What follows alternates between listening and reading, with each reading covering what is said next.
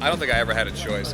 When I was a kid growing up, my father taught me to read with comic books, so I learned how to read with Spider-Man. So I knew Thwip and Thwap and Tingling, Spider Sense before I went to first grade, so I had an edge over other kids, but it also kind of shaped how I interpreted stories.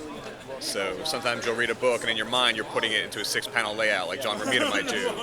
Or you're thinking in a movie like that should have been a 2-page spread. So because that was my first storytelling vehicle, that's always how I see things now. So like when I got engaged, in my mind I can't help but rearrange it into a comic book script. So it's almost like a tick. Tell me about your first attempts making comics. I was, they were confiscated.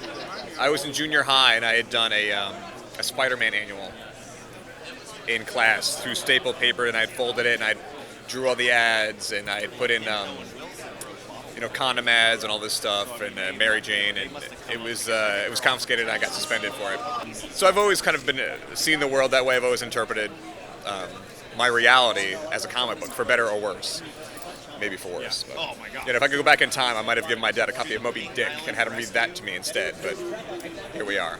I won a Xeric grant for First Moon, and AIT distributed it. So technically I didn't have to self-publish it. I did self-publish it, but they stored all the books. And because the Xeric grant was a good promotional tool and made money right out of the gate. So Tell us what the Xeric grant is. the Xeric grant was created by Peter Laird of the Teenage Mutant Ninja Turtles to give someone else a chance that he had, which was to do your independent book and realize your dreams. So I'm eternally grateful for him. It's pretty much free money. They do it twice a year. They accept a bunch of submissions, and they judge them, and then based on your business plan, they'll give you money. Here's the thing. I was a juvenile delinquent. So, and I never got caught. I never got in any big trouble, but I should have. So in my proposal to the Xeric Foundation, I wanted to donate copies to juvenile detention centers.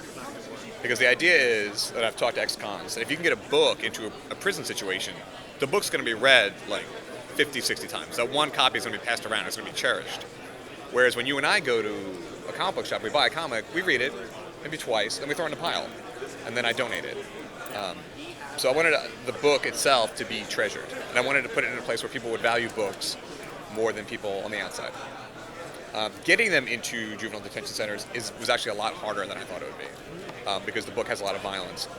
Nobody would want to take it. So I was shipping boxes of books to juvenile detention centers, and they would just ship them back. Or they would say, we can't take these, we'll donate them to the Friends of the Library. It's incredibly hard to get material into a prison. It's probably easier to get Shank into a prison than my book.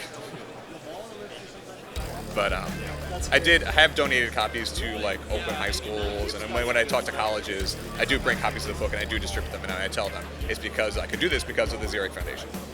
So I have tried to give copies away. I've tried to honor my agreement as much as possible. And the Xeric Foundation, to their credit, they've never followed up on me and said, where are the convicts?